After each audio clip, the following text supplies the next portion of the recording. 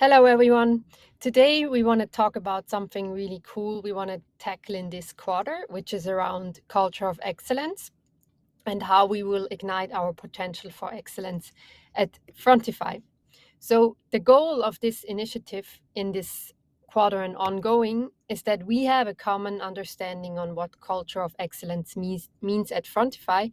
And in the first step, we want to make sure that you are enabled to implement a culture of excellence in your team. Why we're doing this has four reasons. First of all, excellent work attracts excellent people, which is crucial for a company like we are. So we're scaling really fast. And we also want to set a new standard, which obviously requires excellent people. But this is really about we don't want to be the people who are also doing things, but we want to be the people who do things first and do it especially well, so that others would say, this is amazing, we need that as well. Also, excellent work really requires focus, because rather than doing many things at the same time, we better do something really, really well. So this is also super important. And as with everything we do, it demands collaboration, which is important for us as well. So to ensure that we basically have excellence at the end of a project, we go through this excellence flow, which starts with defining a board of excellence. This sounds more corporate than it is. It just ensures that the right stakeholders are aligned in the beginning. So who do we need to oversee what we're going to do, and who will ensure excellence? So this is the responsibility of that board. In a second step, we agree on the level of excellence. So we really agree what we want to accomplish as an end result. We document that and we say yes and the go ahead for the project.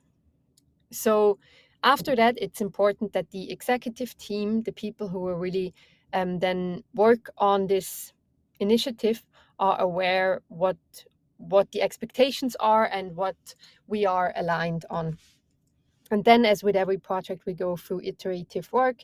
So we regularly check in and we give clear feedback, which is really going to be enabled by this excellence agreement that we signed, because then we know we discussed this, we decided to do it in this way, and then it's a clear yes, this is what we discussed, or no, it might not be. So the team and everyone can reiterate. In the end of this flow, we review the outcome. And we then, as a team, decide, yes, this is what we were aiming for. Then we launch, which is great. If not, we might do another round of iteration to achieve what we wanted to achieve initially. The purpose of this board of excellence, as I called it in the beginning, is that we really say, deriving from the OKRs, we define the projects that need an excellence agreement, where we need outstanding work. The excellence board will then be 3 to 5 members, and they will set up this agreement, what we want, what we don't want, and what's the harm if we don't deliver excellence. The board can actually be from within the team that the initiative is tackling, or it can also be someone with an outsider's perspective, which might be valuable for the excellence agreement. So as I mentioned, at the transition phase of quarters, we set our OKRs, and based on that, we put the projects into buckets.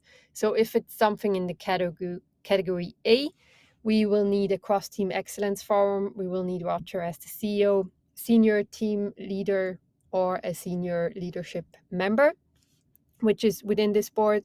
If it's a B project, a high impact project, it doesn't necessarily require Roger as the CEO, but definitely the team lead and the senior leadership member. And with a general topic, we have no clear requirements, which doesn't mean that no one of the senior leadership can be a part of it or anything like that.